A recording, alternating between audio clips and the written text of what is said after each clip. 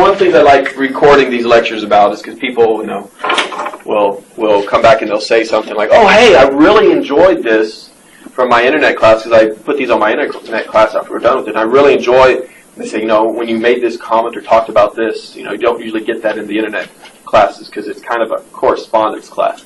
But last night, it was announced that Osama bin Laden was captured. SEAL Team 6 got him, the best of the best. He was in Pakistan.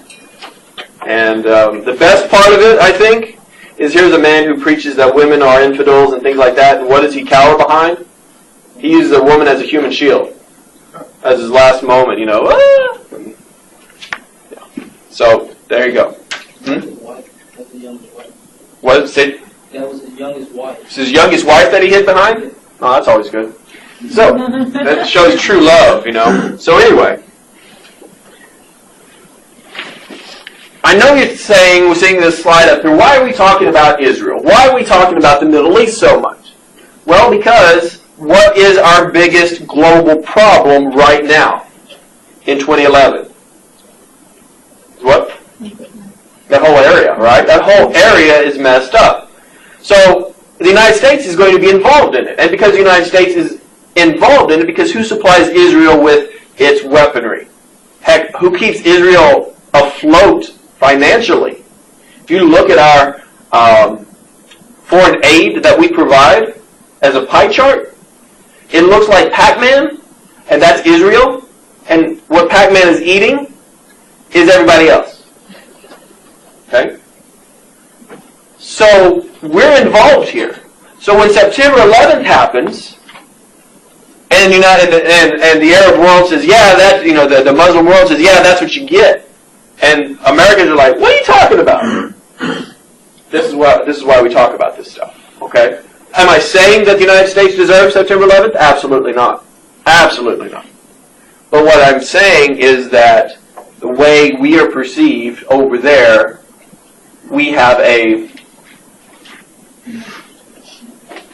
greater stake. It is seen as we have a greater stake in things in the Middle East than what we perceive over here. Okay? So, let's talk about the 6-Day War. Now, this is a preemptive strike. Israel finds out that enemies on 3 sides are about ready to attack her. Egypt, Jordan, and Syria. Egypt, Jordan, and Syria. All 3 are going to attack. They're amassing troops on these 3 borders. So Israel, and I don't know about you guys, but when I was growing up, I had always heard that the best of the best when it came to the military were the Israelis. I mean, that's what I knew, that's how I knew it, and that's just one of those things that you just took for granted. You don't tick the Israelis off. And I remember asking my mom, and I was like, well, why? Why? I said, she said, of course she was not a history major. She said, well, as soon as they came into existence, they were attacked, and they defeated everybody. They were attacked again, and they really defeated everybody. Okay? So what happens is in the 6-Day War that begins on June 5th, 1967, instead of letting the attack come to them, they're going to launch a preemptive attack. They're going to attack all 3 simultaneously. They're going to go from not ready to attacking to completely defeating all 3 enemies in 6 days. When I found this map online, it was entitled The 6-Day War, Planned to Absolute Perfection. And it was. Completely defeated their enemies. Israel is going to force Egypt all the way off the Sinai Peninsula. They're going to take the Gaza Strip, Sinai Peninsula, Gaza Strip. From Jordan, they're going to take West Bank, which includes East Jerusalem. And then from Syria, they're going to take the Golan Heights. Now, how many guys have heard either Golan Heights or Gaza Strip before? Okay, why? Because there's still what? Bad things happening. There's bad things happening. People are still fighting over them. As a result of the 6-Day War. Now, before anybody says, well, you're awfully pro-Israeli, to talk about this. Well, let's talk about this little incident right here. Off the coast of Israel, on the Mediterranean, between June 8th and 9th, 1967, the United States intelligence frigate, the USS Liberty, she wasn't known as a intelligence frigate, but I'm telling you, that's what she did, was attacked by Israeli planes and torpedo boats for 2 days.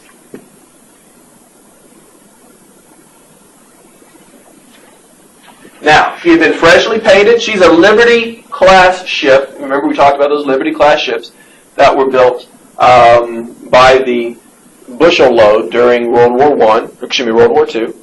The Grand Camp, there was a Liberty ship, same class.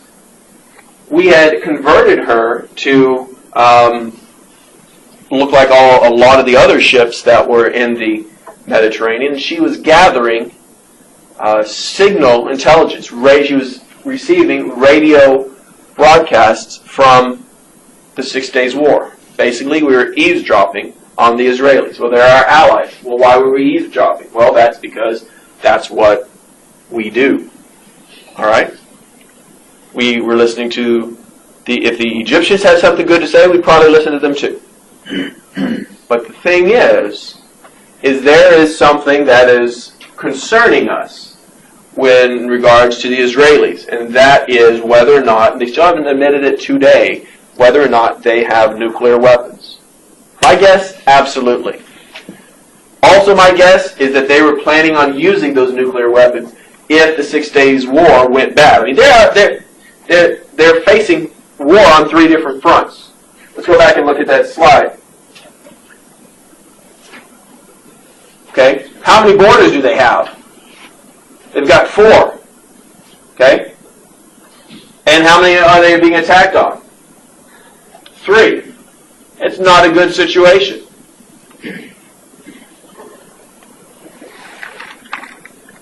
When the Liberty is towed back into harbor after being attacked for those 2 days, it is discovered that the torpedo strikes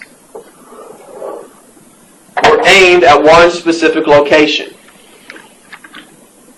The exact location that housed all the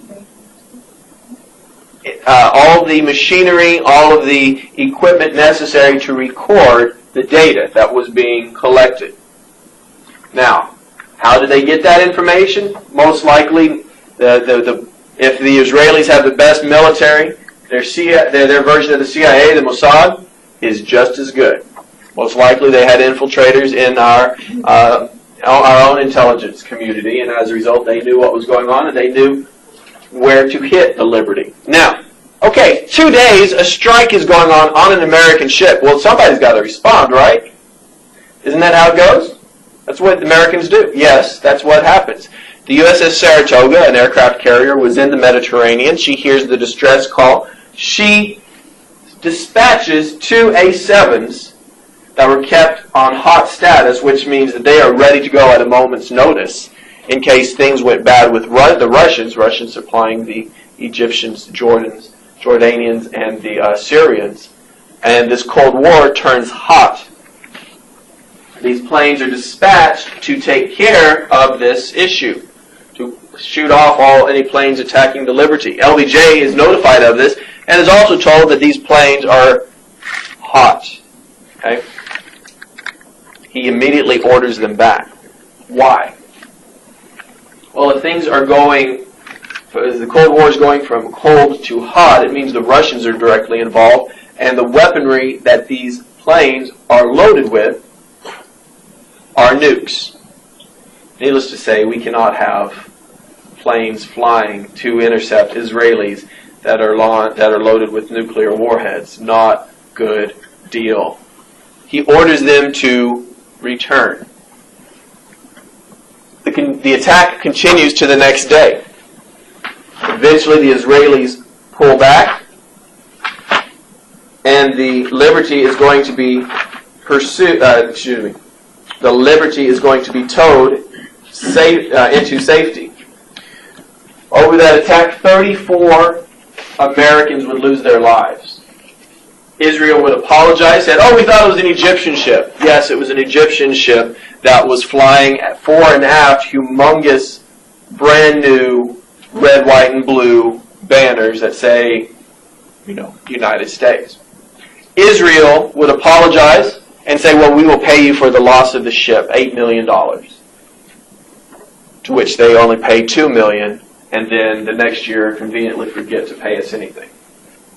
About the same time, the United States ups the foreign aid that we give them to Israeli by $6 million. So basically, they made money off the deal. There's a good book called Assault on the Liberty, if you're interested in that. I recommend it. It's very descriptive. It'll make you mad, because there's no way that it was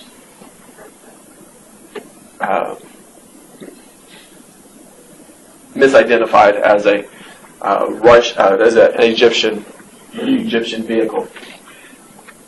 The turning point of the Vietnam War is going to occur in 1968 on the Vietnamese New Year of Tet. And that is going to be January 31st, 1968. Now, I know you're saying, "Hey, that's not New Year's Day, that's, late." Well, guess what? They have a different New Year's date than us. They're allowed to do that. Now, I have a guy that I work with upstairs who remembers this very vividly. And he was just a little kid at the time, and he remembered watching with his aunt a broadcast a little bit earlier in which a news reporter was saying that the Vietnamese were celebrating their New Year's Tet a little early this year, but no cause for alarm. It's just something they chose to do a little bit differently. And he remembers commenting to his aunt and said, "They're celebrating their New Year's early. What are they going to do on New Year's?" And she just kind of patted him on his head and said, "Don't worry about things like that. I'm sure our government will take care of that. Go and play." Then, on January 31st, the Viet Cong, Viet Minh, whatever you want to call them, attacks a series of southern Vietnamese locations, drives the Americans out of the American embassy. Can I just have asked them to? Sure. And as a result, this is extremely embarrassing for the United States. The United States is going to lose around 4,000 soldiers in the battles of the Tet Offensive. However, although it is a strategic victory for the Viet Cong, it is a tactical victory for the United States, because we take everything back that they took and we kill 200,000 Viet Cong. The Viet Cong as a fighting force is completely obliterated. But this is a turning point for the war. Now, why is it a turning point for the war? When you think of Vietnam, what makes it different than any other war the United States has been involved in? Okay, there's no front line. Let's think of results. We don't actually win this one. All right, this is not going in the W category for us. Why is this a turning point? Usually, when I say this is a turning point, something, it means that the United States is going to then pursue it, and we're going to move on. Well, Vietnam is different from any other war up to this time period because there is this new high-fangled thing that is in most people's living rooms by now, and it is called a television. Vietnam is the first television war. Footage that is taken yesterday will be on the nightly news tonight. Now, how many guys have ever eaten a TV dinner? Why? I know you guys are. I'm a college student. I can't afford such high-class fare. Okay? Why were Vietnams invented? Why? I don't know. I don't know. Why were TV dinners invented? So that you wouldn't have to cook and you could just watch them. Because the first thing people wanted to do when they came home during the Vietnam War was to turn on the television to see what was going on, and they didn't have time to cook elaborate meals. So what they did is they pull this out, put it in the oven, turn the oven on, come back, and watch the television. It's done, grab it, eat it in front of it, the television, so they would not miss a minute of it. The destruction and the damage caused by the Tet Offensive is going to cause the United States to, or is going to see a dramatic increase in the anti-war movement that had been burgeoning at that time period and is now going to grow exponentially. Now, of course, it doesn't help that pictures like this land in the paper. Here's a Viet Cong soldier who had surrendered. You can see his hands are secured behind his back. Is dealt with by a South Vietnamese general. That kind of goes against American rules of war, right? Doesn't play very well into the hands of the people who are trying to support the war. Anti-war loves it. Here's a man being tried, convicted, and executed without due process. Now, because of Tet Offensive, because of the increasing loss of life in Vietnam, LBJ in 1968 is going to announce that he is not going to seek another term. Remember, he could have, because JFK was killed in 1963 with less than 2 years remaining on his term. He could have sought a second term. He chose not to.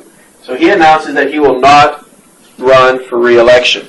Now, even before that occurred in the 1968 election, he was facing primary challengers, which should show you how unpopular he was fast becoming. It is very rare for a sitting party to have a serious contender for the presidency against them. I can say without a doubt, President Obama will not have a serious primary candidate in the Democratic primary. That will not happen. Why? People always say, "Oh, Hillary's going to run. She's going to do it, and she's going to run." No, she's not. No, she's not. Why? Because you don't split the party.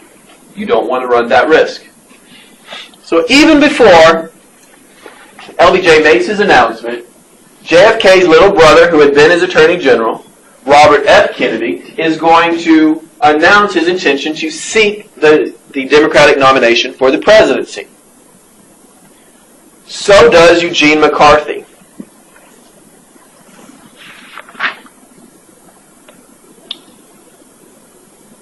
How come neither of them are on the map?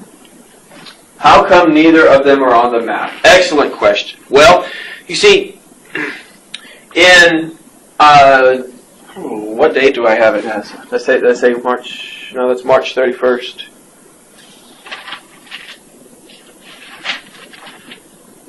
June 6th.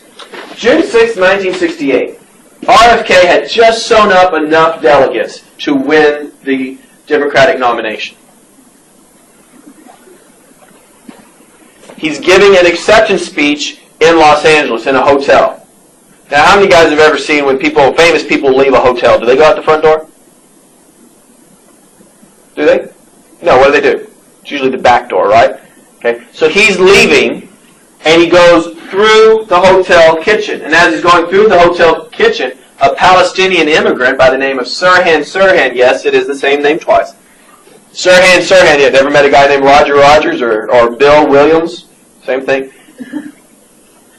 Approaches him and shoots him and kills him. Sirhan Sirhan was a Palestinian immigrant. He is immediately captured, and when he is asked why he did it, he said because of RFK's pro-Israeli stance. Because he was pro-Israel.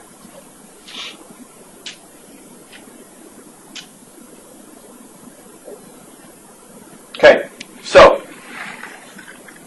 how many of you remember the 2008 Democratic primary season? Okay, what happened? What happened? I was put along to look like little John Runaway. That's right. And then what happens? And then candidate Obama makes a move, and then basically we end up at the convention with neither side having enough votes to secure the nomination. As a result, it was left up to what? What group? Superdelegates, yes. This group of people that would fly in with capes, embroidered with a giant D for a superdelegate Democrat, and they would come in and they would cast the tie-breaking votes. Now, why was this done? Because of the 1968 election. That is a rule that the Democrats would choose to put themselves in to keep something like this from happening again. See, what happens is those delegates that were chosen to go to RFK had no one to give them to anymore. And depending on how the state ruled on how they were going to do it, there was no decision. McCarthy wasn't considered a suitable candidate for too many because he was too liberal. In fact, there were groups who were supporting him that were coming to the convention in 1968. But he ordered them to stay home. He said, stay at home. We don't want any violence. A lot of them came anyway. So the 1968 convention in Chicago is remembered as one of the most violent conventions in the history of the United States political process.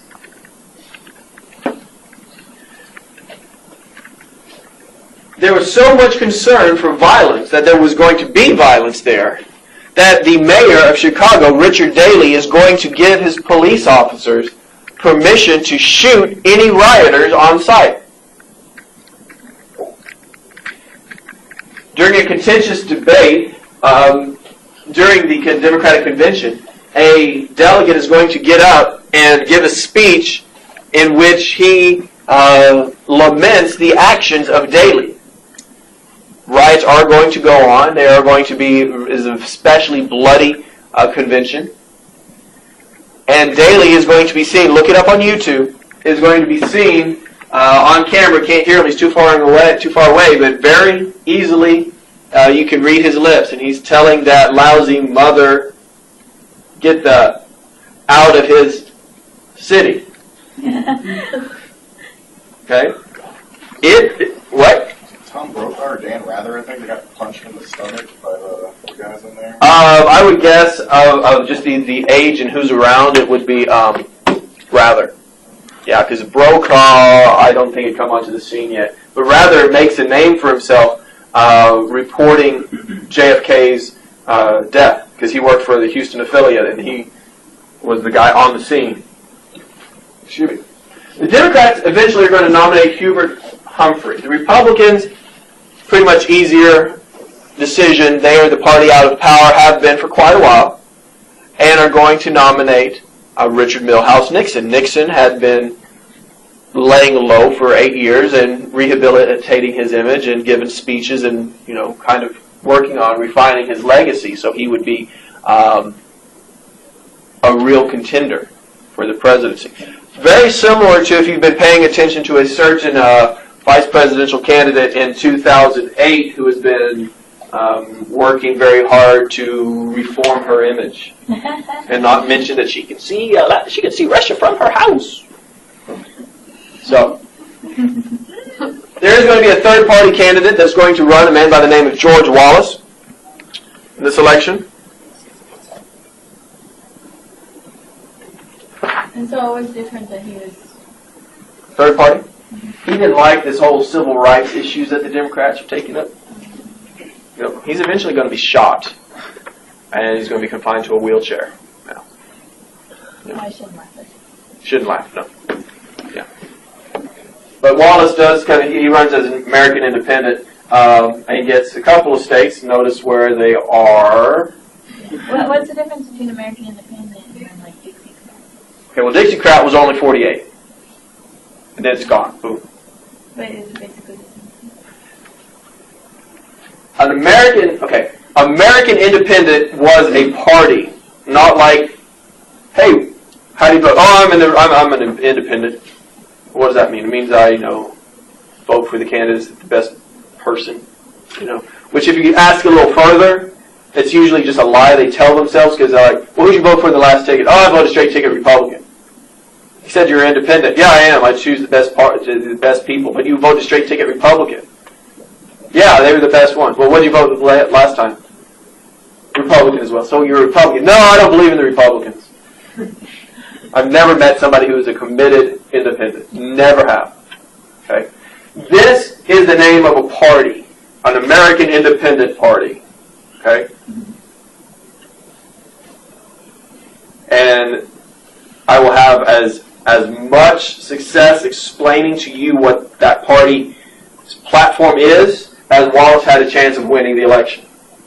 Okay? So, ain't gonna bother. Moving on. Now, probably a good thing that LBJ left because a whole bunch of things are going to break after he's out of office, and it's probably, let's say it's a good thing. See, when the Democrats were running for office and LBJ was not, the Democrats, in order to show that LBJ wasn't a failure, kind of had to run on the fact that Vietnam was going well.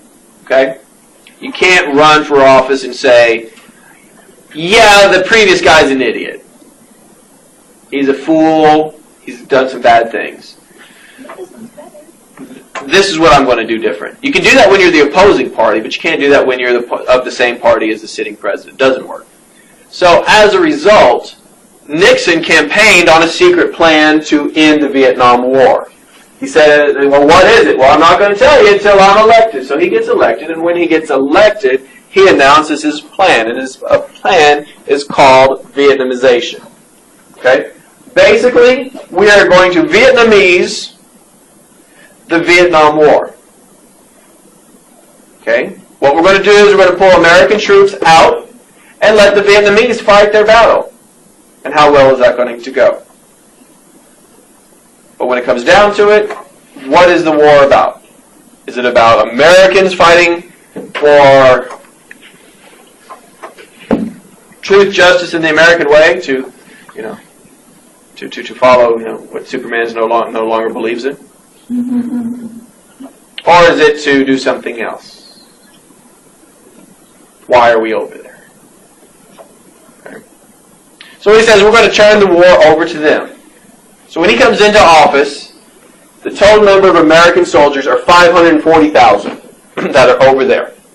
540,000. He's going to lower the draft numbers, so we're not going to draft as many people, and he's going to start bringing people home. So start bringing them back and letting the Vietnamese take a wider stance on the issues and take a broader role in fighting these battles. By the time 1973 rolls around, there's about 50,000 soldiers left. Most of those soldiers are people who are training the Vietnamese soldiers. Okay, we're going to pull combat troops out, kind of like what we've done with Iraq. Are we still over in Iraq? Yes. Are there combat troops over in Iraq? Supposedly not. All that's supposed to be over there are people who are training. One of those things you don't know until something big happens that kind of blows the lid off of situations that you didn't expect. Kind of like the My Lai Massacre. My Lai Massacre occurs under LBJ's administration. It is kept quiet for a year. It occurred on March 16, 1968, when a young West Point graduate, Lieutenant William Calley, is ordered to take his platoon to the Vietnamese village, South Vietnamese village of My Lai, and sweep it for Viet Cong. There had been a report that there were some there. So they go to this small town, a small village of around 200 soldiers, 200 people, excuse me, and they kill everybody that they can find. Women are raped. Small children and old men are killed execution style, face down, 2 bullets to the back of the head, and then they leave. How many people say it was? It was 200.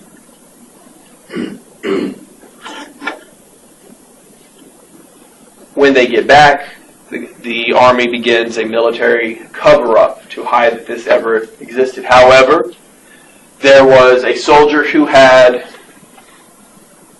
a camera, and they did not confiscate the pictures. Because of this, I don't know, I always wondered when they were going to do this. I think it's just pointless now to try to enforce this rule. But because of this, they did away with, or they made it illegal or to allow soldiers to take cameras on missions. It was that way all the way through Persian Gulf War. I think they've done away with it or just no longer enforce it because you really can't do it since everybody's got one of these in their pockets these days. You can't do it. Of course, you shouldn't upload them to Facebook, but that's Eventually it breaks. It is discovered that after the cover-up had been initiated and an investigation had been launched, and this investigation had discovered that in the entire village of My Lai, 2 rifles were found. No Viet Cong. Calley would be tried, convicted, along with many of his men, and sentenced to prison. Once they got out in like 98, finally. But needless to say, in a living room war, when something like that breaks loose, it's and Americans behaving that way, that's not something that we expect. About the same time, the New York Times comes across something that they're going to call the Pentagon Papers. And in the Pentagon Papers, the former, under LBJ, Secretary of Defense, Robert McNamara, had wanted an independent study done for historical purposes detailing how the United States got involved in the Vietnam War. Johnson never knew about this. He did not order it. It was something McNamara did on his own. And then in '69, it reaches the New York Times. In it, it details that even before the Gulf of Tonkin occurred, and it states that maybe there weren't any ships at the Gulf of Tonkin that attacked the Maddox.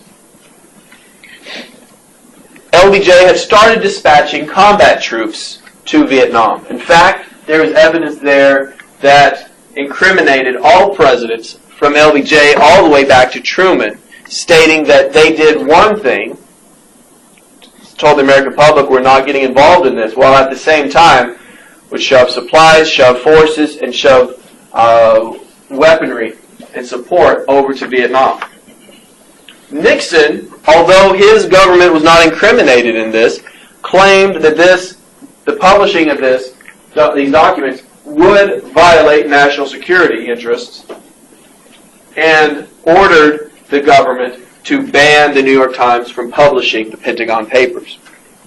Pentagon Papers, rightfully so, citing prior restraints, you can't get us for something we haven't done yet, is going to sue the United States government in New York Times versus United States. It's going to reach the United States Supreme Court. The Supreme Court agrees with New York Times. And the document is published. Now, I'm still trying to figure out how I'm going to work this in. I struggle with this lecture. Of all my lectures that I do, I struggle with this one the most. Because you have so many things to do, and it's hard to get all of it included in a way that I think is meaningful. And then you have an unfortunate problem of sometimes neglecting certain things, to which I discovered that I neglected to talk about a very important aspect of the Civil Rights Movement, and that is, of course, Martin Luther King. Now, Martin Luther King Jr. had made a name for himself through his policy in the Civil Rights movement of militant nonviolence. Militant nonviolence is defined, or he defined it as being very structured about not being violent. Protesting, but not letting those protests turn violent. if you see a protest turn violent, what occurs? Who gets blamed? The protesters do. The protesters do. When I talk about the federal government, when I talk about the First Amendment, I talk about this speech with this event that occurred back in, I want to say, 98, and it was absolutely hilarious. It involved the Ku Klux Klan trying to march in support of everything they believe in, white power, all that wonderful stuff. And now it's a joke, because I'm recording myself. I realize some people are just going to hear that and didn't realize that was a joke. And wanted to march around the Capitol in Albany, New York. Well, they went to file paperwork to get permission to do this, and they were told that they had to, due to state law, they had to keep their faces uncovered. That was a state law, and they said, "Well, we can't do that. You're violating our freedom to assemble rights." And it went all the way to Supreme Court. Supreme Court said, "No. You need to have your faces uncovered." Well, what happens when the KKK has their faces uncovered? They're a whole bunch of cowards. All right, they're a whole bunch of cowards. So they decided they're going to have it anyway. And I remember watching this. This is absolutely hilarious. And I turned the television on, and it came on, and they must have been behind the Capitol from where the camera was. And they'd done this call, the KKK had done this call for every KKK member in the United States to show up to march in solidarity with their brother. And they're coming around the corner, and I noticed that there are thousands of people there. Thousands! But the thing is, they're on the other side of the security gates. Okay? So then I figure all the KKK is behind the building. So they're coming around the building, and as they come around the building, all three of them are marching. And it's hilarious because you got the Grand Poobah in his, purple Grand Vizier robe, and he's going to steal Jasmine from Aladdin before the episode's over. And he's walking around the corner. There's two other guys behind him. The faces all unadorned with their sheets. And they get around this corner, and all of a sudden this man, he's got to be like 70 or 80, jumps the security fencing. And he's a white guy. Jumps the security fencing and goes, wham! And decks the Grand Poobah, and he goes, whoop, and he falls down. Okay? And all of a sudden, the security gates are like they just don't exist. And all these people just start descending on the KKK guys and just beating the living crud out of them. Those poor three guys, okay? Well, no, not poor three guys. They're getting what they deserve. All right, so the boom. They're beating them up. The police wade in, they push everybody back, and then they arrest people. Who do they arrest? The KKK. They arrest the KKK guys because you have the freedom of assembly, but you have to keep it peaceful. Because if it's not peaceful, then it's your fault. And Martin Luther King understood this very well. Okay? Resist, but do so peacefully. And you think of the sit-ins, where you had these laws that said, African Americans over here, whites over here, okay? Or the derogatory term colored, all right? Or other words we're not going to mention. And what they would do is they'd go and they'd sit at the white-only counter and they'd be asked to leave and say no. And so what would happen is they do it in enough numbers that people would come in and see this and they're like, because they have, honestly, they have the right to sit there. And they'd be arrested and they'd be thrown in jail, make some news and gather support. And then in 1961, a law is changed that says segregation on buses is not allowed, like Greyhound buses, but still people were enforcing it. So what happened is Martin Luther King's group is going to make it a mission for them to ride buses across the United States, just riding buses, to make sure that law that has been overturned is overturned, that people can sit wherever they want to. And of course, culminating in August 28, 1963, with his March on Washington, where he gives his I Have a Dream speech, which is the most famous speech that he's going to give, and perhaps one of the greatest speeches ever given in the history of the United States. Unfortunately, there's a downside to civil rights as well. After the passage of the Voting Rights Act in the Los Angeles suburb of Watts, a riot is going to erupt. It's 1965. It's going to do quite a bit of damage, and it's going to do a lot of damage to the civil rights movement as well. See, what happens is an African-American motorist is pulled over by a white police officer. While he's being detained, a group of African-Americans confront the police officer, including the driver's mother. The white police officer calls for backup. The backup shows up, and one thing leads to another, as often does in situations like this, and a riot erupts. Before the riot is put down, $4 million worth of damage will be caused. Now, it's easy to say that Martin Luther King is the greatest person associated with the 60s civil rights movement. Yes? Okay? But there are others as well. He, at the time, did not have the authority, shall we say, or the grasp on the entire movement that we have, that we associate with him today. There were other individuals as well. In fact, if Martin Luther King was in favor of the non-violent resistance, there was a group known as the Black Power that was the militant resistance. And they were led by Stokely Carmichael and Malcolm X. During the time of civil rights, it wasn't just African Americans trying to get their rights, it was women as well. And you see the rise of feminism through the National Organization of Women.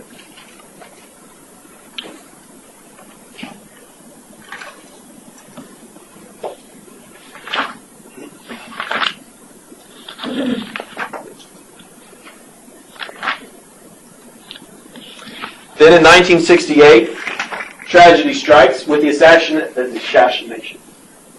I'm Sean Connery all of a sudden. The assassination. The assassination of Martin Luther King Jr. while he is standing in a balcony talking to his to a crowd. He is shot by James Earl Ray.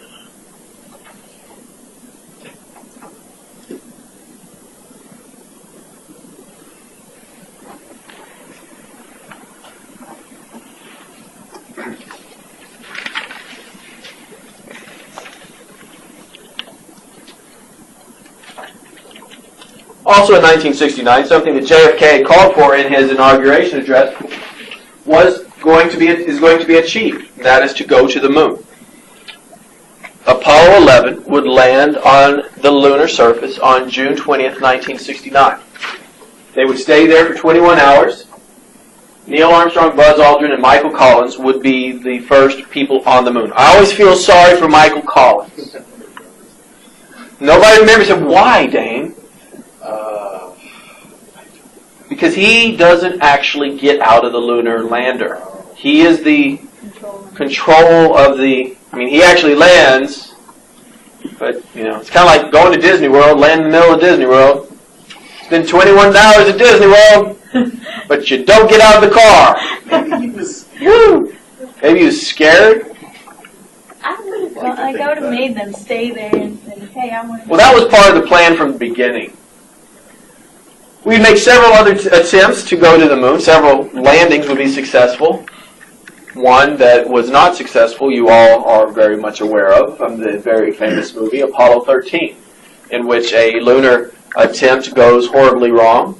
Well, not horribly wrong, goes wrong and has to be aborted, and it is a miracle of American persistence that they are able to come back alive. The last time we're going to be on the moon is December 7th, 1972, through Apollo 17. The last time we've been there. Speaking of which, I don't know if anybody's seen yet. Has the Endeavour lifted off yet? Last launch of a space shuttle. Atlantis is supposed to fly later on this year, but they have not budgeted that launch, so most likely the last launch will be today of the space shuttle forever. Probably one of the biggest marks that Nixon has on his administration is something that he did not have any role in. It's going to occur on May 4th, 1970. If you're good at math, you'll know that in 2 days it'll be 51 years since that day. At Kent State, a group of students are protesting the United States bombardment of Cambodia in an effort to destroy the Ho Chi Minh Trail. They are going to riot, they are going to burn down the ROTC building on campus, and as a result, the governor is going to send in the National Guard. The National Guard was going to confront the students, and much like the Boston Massacre, what happened next is kind of up for interpretation. However, at the end of the day, a group who has no weapons versus a group who has weapons, you can pretty much guess what occurs. And 4 students lose their lives.